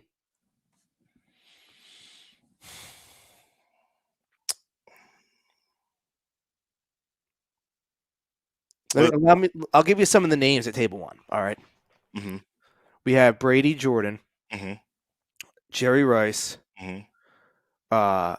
Hank Aaron, Barry Bonds, Michael Phelps, Serena Williams, Tiger Woods, Wayne Gretzky. Those are the kind of people at table 1. Lawrence Taylor. Mm-hmm. Who's at the head of that table? I think it's between. Ali. Yeah, I think it's between Brady and Jordan. They might have to. This might be an awkward situation where they both go to the chair and they put their hand on that and both do that awkward laugh, like, but no one's moving. I mean, I don't. This is tough. I honestly I don't know because I mean you can make an argument for for both of them, and it's equally as compelling. Now, if we're going now, but think about some of the other ones you have to remember. Like I said, Phelps. Yeah. Serena Williams. You can't put them at the head though. Ali. You have a shot at the head. Muhammad Ali. Has a shot. Tiger Woods. Gretzky. Tiger. Yeah. Because here's the deal. It has to be between Brady and Jordan. All the old heads would say Wilt, but we're not counting the old heads. Yeah, Brady and Jordan are playing the two most popular sports. So they have to be, because they were the best of the best and the two most popular sports in the country. So you got to go between one of them two. I think I'm going Brady, and I'll present my case to you right now. Why? Okay. In a very brief Judge Bradham, where there's only one side of the argument. Okay. Number one, longevity. Mm-hmm. He had a longer career than Jordan did in a more physical sport than Jordan did, with no breaks in the middle of it. Mm-hmm. He went to a second team and immediately won another championship. Mm-hmm. And career statistically, he has more career statistics than Jordan does. Now, I'm not that doesn't mean that Jordan doesn't have a lot. Make no mistake about it. But as far as Jordan in basketball, Brady has more football records than Jordan has basketball records. I guess my only pushback would be Jordan, even as great as Brady is, Jordan is just the bigger name and always will be the bigger name. Jordan's brand is way bigger than Brady's brand. Like TB12 has nothing on the jump man. Nothing. Yeah, I agree. And Jordan's impact globally is way bigger than Tom Brady's impact globally. Yeah, but that's just because basketball is bigger globally. And you're right. But even in the United States, Jordan's still a bigger star than Brady right now. And Jordan hasn't played a basketball game since 2003, and he's still a bigger star right now. In the U.S., I don't know about that. Globally, I don't know. Listen, I don't see people walking around in TB12 gear. You also kind of got to remember that Tom's kind of a weirdo with that. The TB12 isn't the same as, like, everybody wants to be like Jordan. Everybody wants to be able to glide through the air. That's why they got the Air Jordans. Not everybody wants to eat avocado ice cream, okay? Right, but TB12 method isn't for everybody. But you got to put the whole totality, like that's part of it. This also goes back to what you said, whereas Jordan was beloved everywhere. Mm-hmm. Brady has been a villain. Like, yeah. I like Brady. Mm-hmm. I'm not going to go get a TB12 shirt. Right. There's a pair of Jordans sitting right here, right next to me. You know, I mean, I got right here. I got a pair of shoes right here, right next to me. I'm repping the Jordan. Yeah, right here. Got them right next to me. Yep. But I like Brady. I'm not going to get a TB12 shirt though. Mm-hmm. I'm not even going to get Justin Herbert's clothing line. You know what I mean? I don't. But Jordan's like that's different. Yeah, he does. Okay. Yeah. Fun fact. Justin Herbert. Who else? It's Justin Herbert, and I forget who he's got. I'm trying to remember who his is like. He's got a business partner. I'm trying to remember who it is. Christian McCaffrey. The two of them started it. Okay. Justin Herbert, Christian McCaffrey. They have a clothing line. Some faded something. All right. Yeah. Yeah, I mean, I like I said, I think you can make an argument for both of them. Like they both deserve to be at the head of the table. It's one of those conversations where you're both right and you're not going to change the other person's mind. Exactly. Yeah, so Brady is done, hangs it up. I mean, he did the right thing by Tampa Bay by doing this now so they can get ready and prepare for their future. Will it be Kyle Trask, guy they drafted? Who knows? But it opens up the door for a conversation about free agency with the Eagles. A couple questions I have out of this. This Well, actually is a like. I don't think that necessarily guarantees you the Kyle Trask or one of the other QBs on the roster. Yeah, I mean they could always go and get something else. That's the great thing about what he did was it gives him time to make a decision. Well, You know, I think if I'm Aaron Rodgers, I'm going to Tampa Bay. I mean, I guess it depends on who they get back. I mean, I guess it depends on who they get back. I mean, if they return all 22, yeah. But Well, Godwin is probably out. He's was a free agent, set to be a free agent. I mean, they don't get me wrong, they very well could re-sign him, but it's going to be like he's going to have to take a pay cut to stay there. yeah, and that's what I want to get into. Is this is actually a nice crop of free agent wide receivers this year. Wide receiver talk, I love Big it. wide receiver talk, Okay, which the Eagles need. Now, Devontae Adams could get franchised. We'll see. But he is technically a free agent right now. You got Chris Godwin, a free agent. Mike Williams, free agent this year. Allen Robinson, the third, free agent. A sneaky name out of Dallas, Michael Gallup, free agent. Antonio Brown's on this list. nah, Odell Beckham Jr., I think free agent. okay. Juju Smith-Schuster. And then the list drops off a Can little you bit. read me the first three again? Devontae Adams is 1, Godwin 2, Mike Williams 3. And who is 4? 4 is Allen Robinson the third. Okay, yeah, okay. Then you got Michael Gallup. Yeah, I got the rest. I just missed the first. I missed the first two you said. So you have a nice. You could get okay. There's 7 names I named here before the list drops off big time. Who's 8? Like, where does the list drop off? Who's the top of the drop offs? The top of the drop off is Christian Kirk. Oh, okay, yeah, big drop off. Okay, So so you got Adams, Godwin, Williams, Robinson, Gallup, Brown, Beckham Jr. And out of those 7 names, the Eagles should be able to walk away with one. But here's the question I have. Okay, especially for a guy. Let's look at Odell Beckham Jr. Okay. okay. The Eagles have a young core of players. You can play like Devontae Smith. You got Dallas Goedert, Sanders. Howard. You bring him back. Whatever else in the backfield. Quez Watkins with that pair. I like him a little more than you do. I like him as a 3. I think he's fine as a 3. He's a 4. He needs to be a 4. I disagree. I think if you're, but whatever. That's not the point. The point is they have a nice group of skill guys, and if you're a marquee name, you can look in this and say, okay, I can come in here, maybe we could be something. But wide receivers have some of the most incentive laden contracts out there. Like you got to get targets, you got to get catches. That has to happen for you to get paid for most wide receivers. Most wide receivers' money are tied up in incentives.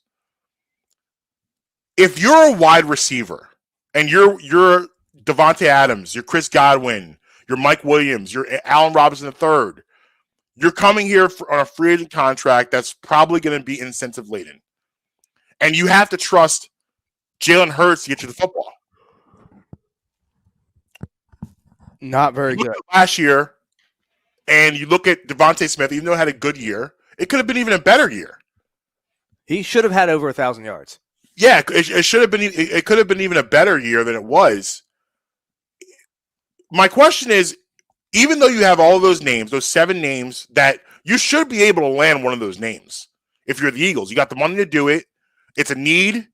I would actually go one of these 7 games as opposed to going to the draft. I think you got an instant heavy hitter immediately. I would do have both. a chance. I would do both. That's fine. But signing one of these guys means you don't have to do that in the first round. right. So you do that. if you're one of these guys, would you come here knowing that Jalen Hurts is the guy Hell for no. next year? Hell no. Because, like I said, most of these contracts for wide receivers are incentive laden. Like, this is the same reason why it's hard to get wide receivers to go to Baltimore. Mm-hmm. They don't want to block. Mm-hmm. So Lamar is way better than Jalen Hurts is. Right. So so you answered my question, which I agree with you, but I just wanted to put it out there because I'm trying to go about, like, sometimes you got to use different lengths to get people to understand what we're talking about.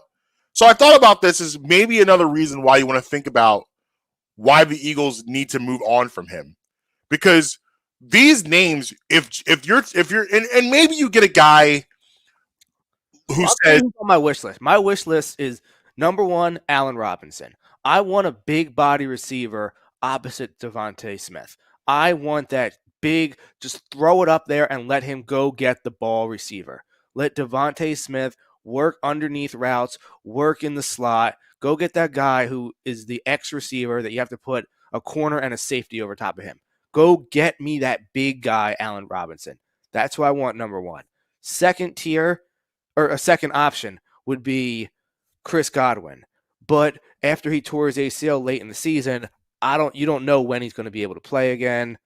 Don't get me wrong, I would still love him. Yes, I picked the 2 Penn State guys, 1 and 2, but they're the 2 guys I think are also the best fits for this team.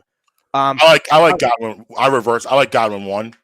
The thing is, I want that big receiver. That's why I want Allen Robinson. I want that big body guy. I'm not putting Devontae Adams into this because I just don't think that there's any chance that they get Devontae Adams. Obviously, he's number 1. He's the one you want to get. I'm not counting that, though. Yeah, he's probably. I mean, they're like, if they don't franchise him, I believe he's probably going to go Aaron Rodgers wherever he goes. Yeah, so that's why he's going to give Aaron Rodgers' team the first chance to sign him. Yes. Who was number 2? Who was the second receiver that you listed? Let me open it back up again. It was Devontae Adams. I don't remember. Mike Williams on there.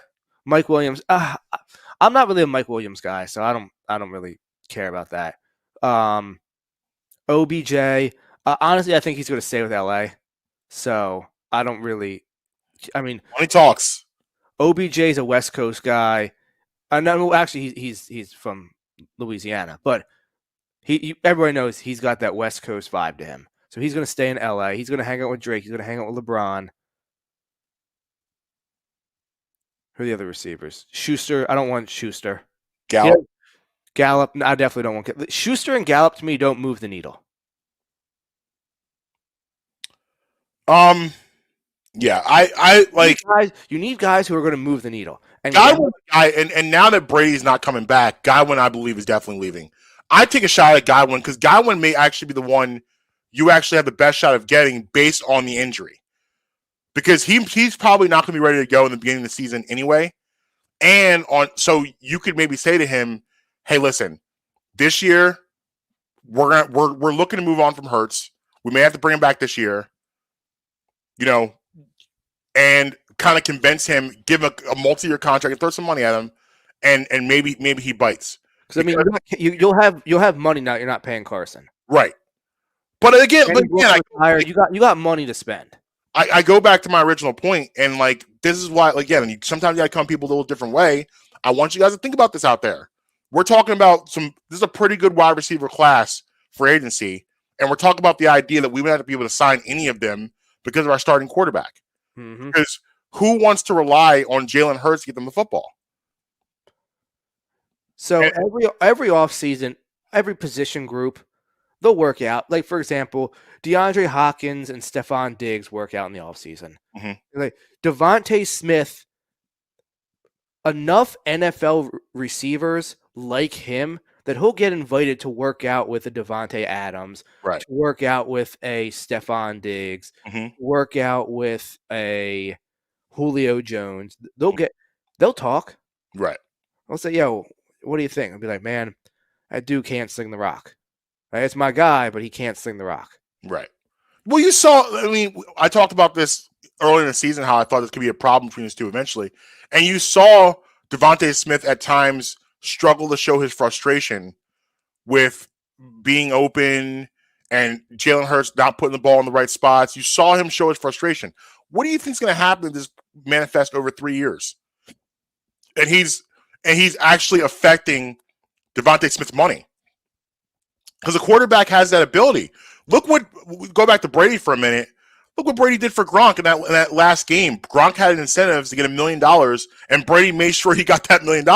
That's how good Tom Brady is. I don't know if you saw the clip of Gronk going up to Brady and said, "Yo, I need one more." Brady looked at him and said, "One more? Okay. Go out there, quick." Like, we take that stuff for granted, but the idea he was like, "Oh, you need one more? No problem." Just have a route just to get him open to get that catch. Like, that's what you want out of your quarterback. You need that out of your quarterback. It's important. That's why receivers are such divas, because they are on an island by themselves, because their contracts usually are very different than a lineman's contract, than a defensive back's contract. Yeah, it's incentives in everyone's contract, but wide receivers usually have the most incentive-laden contracts. Their production is they have to produce every year to get their maximum salaries. Yeah, I'd say that, or maybe running backs. Yeah, agreed. Skill players, I'd say. Let's say offensive skill players. Right. So, like, for wide receiver is important. Now, but a running back is a little different, because a running back isn't relied as much on the quarterback. You can get all he does had to do was hang the ball. So for wide receivers, you got to throw me the ball. You have to do that specific thing to get the ball to me. So for wide receivers, they are on an island by themselves. They really are. Just like they line up on a formation, they are on an island by themselves. My ultimate wish list. I want them to sign Allen Robinson. I want them to sign Chris Godwin. I want them to draft Jahan Dotson. And then you got 3 Penn State receivers and Miles Sanders as a running back. You're all Penn Stated up. Yeah. We'll see. It's going to be interesting. One thing, real quick, just back to the free agency crop. Mm-hmm. The one thing out of that, though, is you don't have a true burner. No. And Quez is a nice player, but he's not really a true burner. He's quick, but he's not a true burner. Deshaun Jackson, Tyreek Hill, who are the other guys that fit that mold? Percy Harvin types, like those. You don't have Debo. Those guys are rare air. Yeah, but talking about the ones of the ones in speed. But your Devontae Smith is not fast. Jalen Reagor is not fast. Quez Watkins is quick, but he's not the fastest guy. Like, I want 4.3. Yeah. 4.3. I want 4.3 on the outside. Yeah. You know why Devontae Smith didn't run a 40-yard dash at the combine? Because he knew he was going to run a 4.5. He knew he was going to run a 4.6. Yeah, his pristine route running ability is what makes him elite. Yes. He knows how to get open. And that you can't teach that. No. He's like he's like a Michael Irvin. He's like a Michael Irvin type. Michael Irvin knew how to get open. Michael Irvin wasn't the fastest guy. Same with Jerry Rice. Jerry Rice, not the fastest guy, but these guys know how to get open. Where Deshaun Jackson and Tyreek Hill, they don't run the best routes, but they're 10 times faster than anyone on the field. Yeah, so they just run themselves open. Right. Now, Devontae Smith, and I know we're not giving out our postseason or end of the year reward cards right now or anything like that. Mm-hmm. I think Devontae Smith is a number 2 receiver. I think he could be a top shelf number 2 receiver. Ooh, I need someone on the other side. Okay. We'll say, like, it's hard to react to that because it's season 1. So we'll see what we see. But I don't know about that one. Well, I mean, like I said, it doesn't mean he's a bum. I see him in a better version of Jeremy Maclin. Jeremy Maclin wasn't a true number 1 receiver, but he was a top shelf number 2. I see him in the Jeremy Maclin. Chance to be a number 1 though. He had a really good year. Like it was a little too late. I mean, injuries kind of slowed him down. But like that 2014 year where Jackson was gone and he was the number one option, he had a really good year. He had almost 1,500 yards that year. Okay. I'm not pushing back again. I mean, you're right. I know. He had a very weird career where his drop was like, woof, like it was that year. Let me ask you this. Go ahead. Would you, at any point in time, consider Jeremy Maclin a top 10 receiver in the league when he played? 14, yes. 2014, yes. For one season. Right, but you have to remember, Deshaun Jackson was on this team before that. Well, no, I understand that, but I'm saying that is what my point is that he's not really a true number one receiver. He had 1 year where you would put him as a top 10, but really he was a top flight number 2. He was a number 2 receiver on a championship squad. Okay. And that's what I think Devontae Smith could be. He could be a number 2 receiver on a championship squad. I don't see him being your X guy. He's not big enough. He's not strong enough. He's not fast enough. But he can carve you up with his footwork. Mm-hmm. All right, well, I guess time will tell. I mean, listen, like I said, you put somebody like Allen Robinson on the other side of him. Yeah. Oh, wait and see. Watch what happens to Devontae Smith then. You got guys out here, like we just listed, the 7 names we mentioned. You got guys out here you can land. It's going to be a major indictment if the Eagles don't land any of these guys. Yes. Look at Devontae Smith, how he looked when Jalen Waddle was on the other side. Mm-hmm. Let me go in the Heisman real quick. Mm-hmm. So I'm saying if you can give him someone that can roll that coverage away from him. Oh, he's too good for your number 2 corner. Yeah.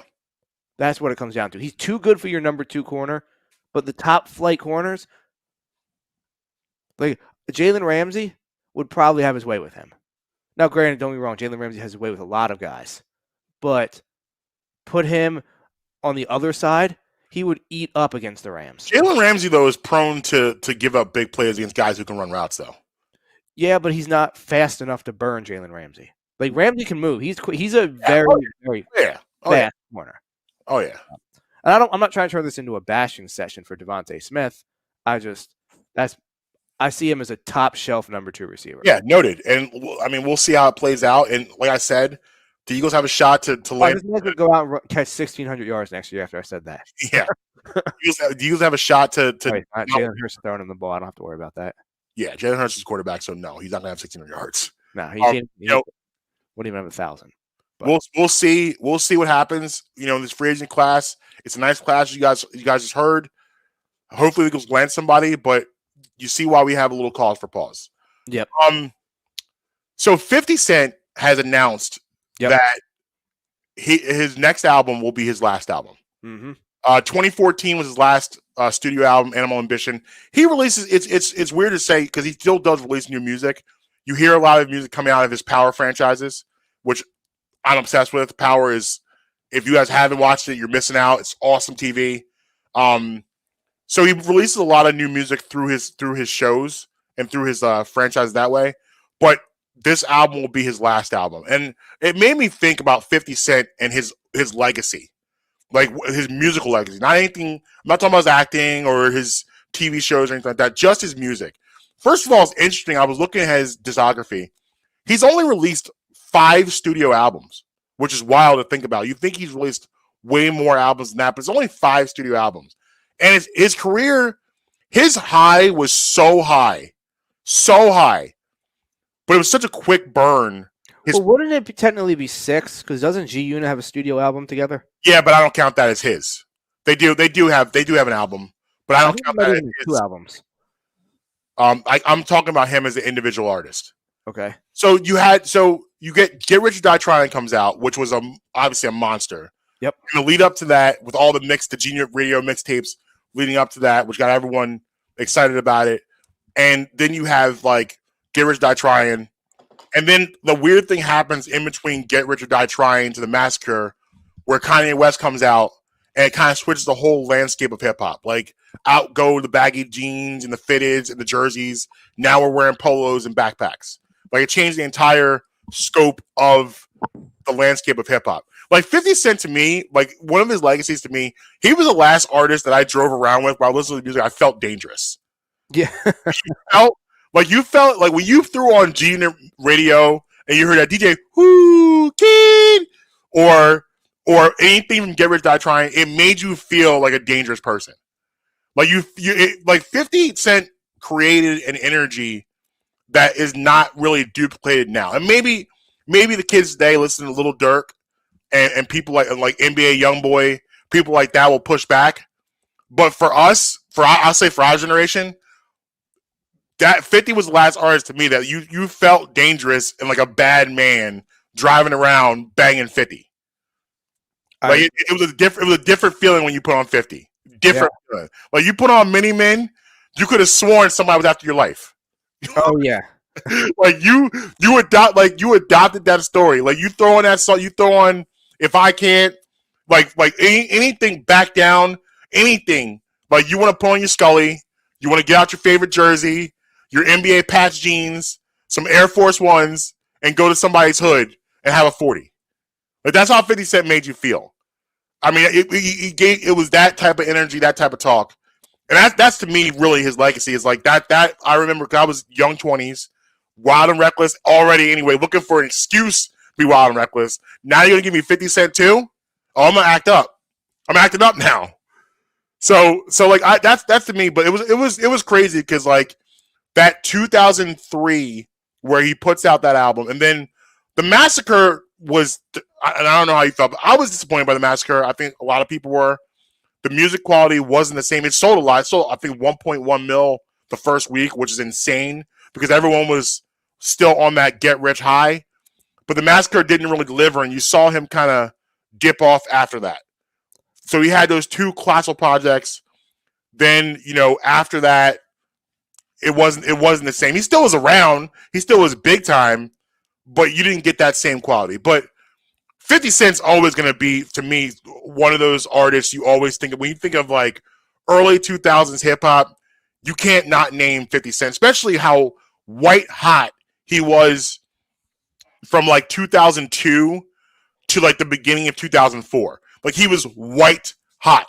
The only thing I can think about, we talk about DMX past, DMX in 1998. And that DMX era. Like those two artists to me are very similar because how white hot they got to a point that we haven't seen from many other hip hop artists ever. Yeah, I'll be honest. I thought all his other albums besides Get Rich or Die Trying wasn't that great. I would agree with you. I would agree. So when I think of 50, I honestly didn't even know he was still making music. I had no clue because after what came out after Massacre? It was Massacre. Then I believe it was Before I Self-Destruct. That one. That was the one he did the head-to-head with Kanye against Graduation. Okay, yeah, that album was so bad. Yeah, in my opinion, that it just kind of made me like stop caring about it. I didn't like anything off that album. No, that's not true. I liked I Get Money, but I just took that and put that on a playlist. Yeah, that stood by itself. I like I Get, but that was it because I Get Money felt like everything else. That one of the problems I had with Before I Self-Destruct is I thought he was trying too hard to sound like 2007 instead of sticking to the 50 Cent formula. Like AO Technology with Justin Timberlake, I thought was a terrible song. Trying way too hard, and it didn't feel like 50 Cent. Where I Get Money, that's the 50 Cent that we love. Which one was Candy Shop on?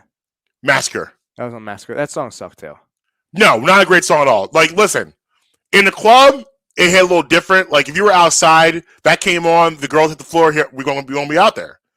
But as like, I wouldn't play it in my car. No. Yeah, the Massacre wasn't great.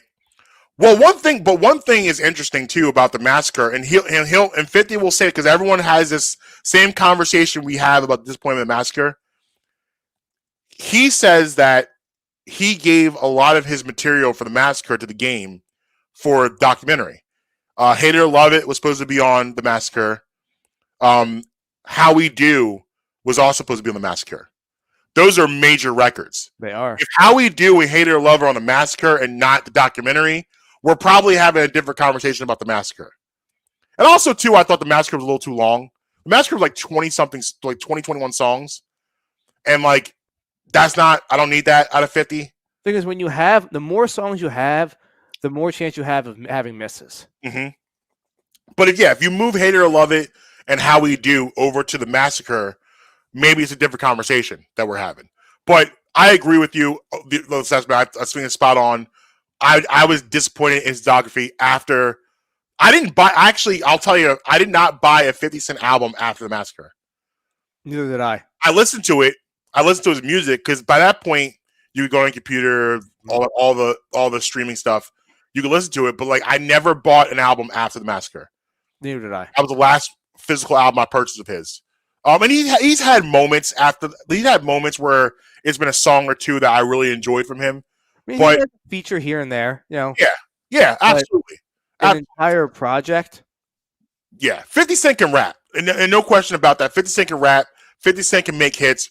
No question about that. But I am, for nostalgia reasons, I'm looking forward to this project, and I hope he goes out the way he went in a sense that I don't want him trying to make music of today. I don't want him doing anything what 50 Cent does. Like, look up, you know what a perfect example? Look at Pusha T. You know what you're getting from Pusha T. Big coke talk from Pusha T. Like, that's all you're getting. Like, the running joke is, I know Pusha T's going to come out and talk coke for an entire project, and am I here for it? Yes.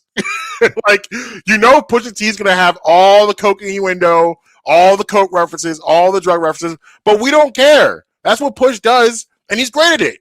I love when Push talks his drug talk. His drug analogies is crazy. It is wild that he still, after 20 years, still has the wildest coke analogies. I'm in. I'm here for it, though. That's what I want from 50. Go out the way you came in. Give us that crazy gun talk. Make me feel dangerous in my car one more time with my kids. Now I got the kids in the car. I want me and Zave in the back seat, that's in the front, and us riding around dangerous, looking for violence. Are you? I need How to Rob 50. Yes, I want that. I want that cat. I want all the shots. Take all the shots at everybody. Because now it's weird. He's taking shots on IG. That's okay, fine. But let's get them shots on the record now. Yeah. I want and please give me one of them records where you're taking shots at people. Because 50 was like one of my favorite things. Another thing about him I loved is that he would rap for 3 minutes, and then when he's talking about somebody, he's going to talk over the beat for 2 minutes. Yeah. And saying horrible things about this person for 2 minutes over the beat. So yeah, I'm excited. I'm excited about the project. We'll see how it turns out. I don't have high hopes, but I hope it turns out good. Yes, because Animal Ambition wasn't great, and again, like you said, we haven't really seen a great project from him since. But the fact that he's saying it's his last project, you know, he wants to go out with a bang. Well, so, 20-year anniversary. Let's make it happen. Yeah, hopefully he does. So, got one more segment. Oh man, 2 more segments. Forgot to do something when we came out of the break. Uh-oh. Like I said, Marcus, this one is near and dear to you. We forgot to do the product highlight. Okay. I actually got one too. Oh, do you? Oh, yeah, something I used yesterday, but you go ahead. No, you go first. I always do it. You go first. All right. So yesterday I made turkey burgers for the fans. Okay. I decided to use turkey burgers. I decided to use the Buffalo Ranch. Okay. I did the Buffalo Ranch. I combined it with this garlic herb season I had. Family gives it 5 stars, and I give it 5 stars too. A lot of flavor. And the thing about Buffalo sometimes that's tough is Buffalo sometimes. Is that from the beef jerky? Yes. Nice. Buffalo I gave you? Sometimes. Say again. Is that something I gave you? No, I forgot I had this. Okay. I saw it in there. I was looking for so I have my everyday. Say again. You said it was Buffalo Ranch? Yeah. Okay. My starting lineup of seasonings, I have it up on display, but then I have another drawer of stuff that I want to go to when I want to try something different. And I was like, oh, where did this come from? So I combine it with garlic. Sometimes with Buffalo, it's a little too hot, and it's just too much of it. But this I thought was perfect, where you got the Buffalo seasoning in there, but it wasn't overwhelming. They do right over there. Yes, elite. Elite. And it was on the turkey burger? On the turkey burgers. Turkey burgers. Strong. I did it. Whenever I do, here's a secret for you guys. Whenever you're gonna have a heavy seasoned burger, always go cheddar cheese. Don't do American cheese because American adds more flavor to it. You don't want to overwhelm the flavor packet, but you got to have cheese. So you do the cheddar cheese where you still get the cheese taste to it, but cheddar cheese doesn't have an overwhelming amount of flavor. Oh, I love burger talk. I'll never turn it down. Big burger talk. I love a turkey burger. Most people don't. I love turkey burgers too. They're delicious. When done right, they are absolutely delicious. Well, the thing about turkey compared to the beef is it's a much blander meat, so it takes on the flavor of whatever you give it more. 1,000%. Like usually, like honestly, with a ground beef burger, I'm okay. Like now, I'll get wild with those too, but I'm okay with salt and pepper because you don't really need to do much. I'm telling you, the tailgater barbecue. So here, I'll tell you this. I came really close to using that on turkey burgers. But I was like, you know what? I want to save that for the beef burgers. Save it for the beef burger. Trust me. Save that. Yeah, I agree. I'm going to save that for the beef burgers. Now, let me ask you this. Yes. When you did a tailgate barbecue, did you do the ground beef and mix it all together, or did you put it on top? Both. Okay. It depends if I made the burgers or if I got them pre-made. Okay. I think I'm gonna get actual ground beef and put it all throughout. Yeah, so if you're gonna actually get ground meat, then I would put it in and mold it into the burger. Okay. But if you're going to obviously just get it pre-made, I hit it both sides, and then you were good. Boom, and throw it on. But if you're going to actually get the ground beef and do that, I would. Do I cheddar cheese or American cheese? American. You hit it with the American. See, the thing is, I love me some cheddar cheese. I always do. But when it comes to burgers, American just melts better. It's just the best melting cheese, and I've gotten to the point now that like I know I can make a good burger. I know that I know this. You get to a point where you're like, I know I can dominate a. Yeah. Like I want to impress somebody. This is what I'm going to. So, but now it's getting to the point of I'm working on my presentation to improve it, so that not only does it taste great, it looks great. It looks great, and I've noticed that the American cheese is the best for that. So before you get to your product review, yes, I'm actually attempting a meatloaf tonight. Oh, okay. Yeah, I'm trying some new things though. It's not going to be your dad's meatloaf like back in the 70s I used to make. So I'm going to do. I kind of hate meatloaf, so I hope it's good.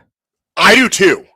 Amber does. We're not meatloaf people, but I was like, I'm going to try and make this because really, what makes it a meatloaf is you put it in that pan.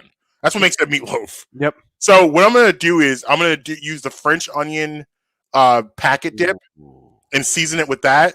Okay. I'm going to layer it. I'm going to go cheddar cheese, bacon bits. I'm going to do the second top layer. I'm going to do bacon on top of that. And then I'm going to put the cheese on top to hold the bacon in. And that's what we're going to do. I'm going to do that. It sounds good. I probably wouldn't eat it just because I hate meatloaf. Yeah, I'm going to roast the potatoes. Ooh, I love salt. Oh, yeah. Olive oil. Oh, yeah. Some green meat. Oh, yeah. That's what I'm talking about. Yeah, we're getting after that amount. You know what's sad, though? My daughter actually, she got her brace on today. She have to sit there sad and watch us eat it. Oh, yeah. That's going to suck. Yeah. I remember those days. I got the crock pot going right now. Threw it on before the show started. Nice. Yep. Got love a crock pot dish. Got some turkey in there. And trying it's not my product review for today, but I'm trying a new some kind of like white habanero sauce with the turkey from Jerky Outlet. Ooh, okay. Like you, I was going through the things that I had because I was taking inventory, because when we get up there for the live show, I want to be able to stock up and have a good, proper inventory of everything that I have, everything that I want to get. Yeah. So I was running inventory and I came across one that I just got lost in the shuffle. So I threw that in. It's like I said, a white habanero sauce. My goal is to leave there and they have no rubs left. It's like we have all the rubs. No, because that's my goal. I'm gonna need to load up the garlic pepper. I gotta get in there. I need to get 3 of those. Yeah. So I'm gonna have to get a couple of those. I want to get some things I haven't gotten yet. I'm buying all the tailgate barbecue, just so you know. Okay. So if you want one, get one. Otherwise, I'm taking the rest. All right, that's fair. And I'm going to ask them if they have any more in the back because I'm going to take those too. All right. Okay. That works. No. Well, you said it. So now it's time to bring it out. I wanted to get one, like I said, you know this one probably a little bit better than I do. Mhm. Boom, there it is for you, Marcus. Lemon pepper garlic. Oh boy! Oh, that's my best friend. My bestie. So I think that you're actually probably better than I am at breaking this one down. So I mean, Listen, man. it says it's for chicken and seafood. I've used it on chicken. I've used it on seafood. It's good. It's very, very lemony, Mhm. very, very garlicky, very, very peppery. Like this is not, for the weak-hearted, I should say. So I've never tried it on chicken before. Okay. Not saying I'm not willing to do it, but I gotta tell you, I go to steak with this. That's all summer. We talked about this. Mhm. I had like probably a good 25 to 30 New York strip steaks this summer just because of the seasoning alone. And man, did it hit nicely. The lemon, you're right. It's very lemony. Very lemon. It I marries like lemon though, so I'm nicely. not pushing back against that. I like lemon. Yeah, me too. It marries so nicely with the beef and the texture of the beef, and then we get the juiciness of the steak. Oh my gosh, is it delicious?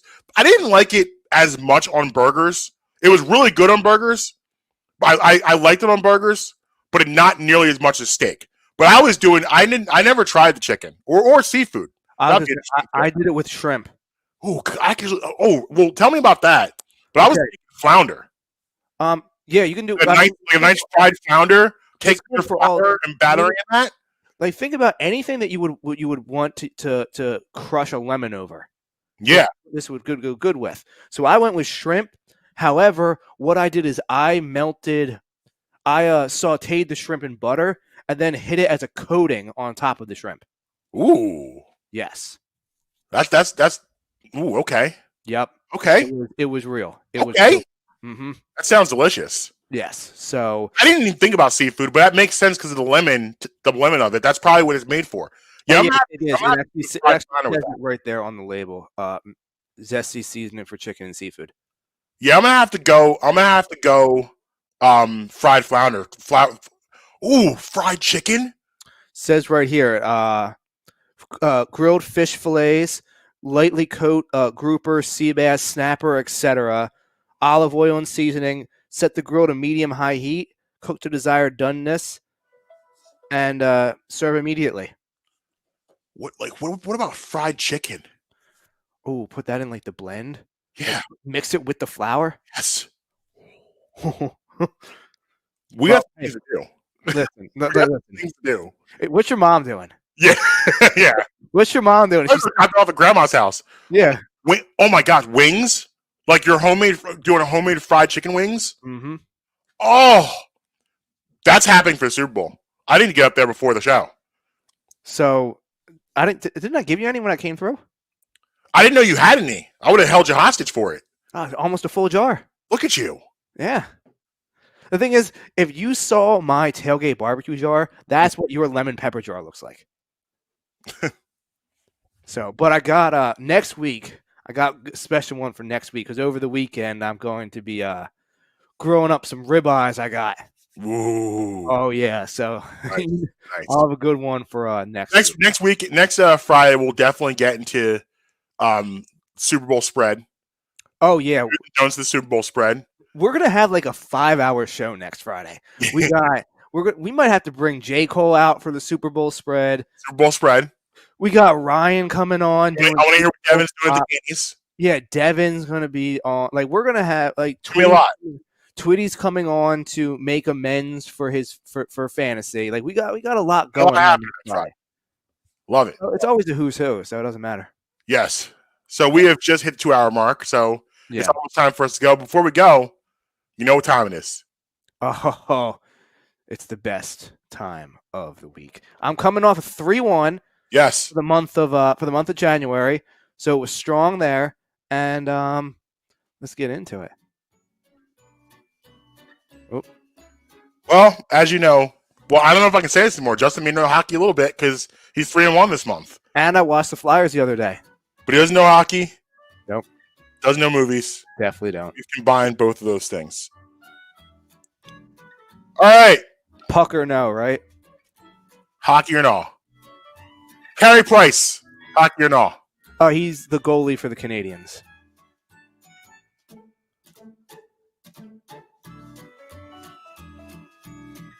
Oh, so we're naming teams now too. We're getting that confident. I just know who he is.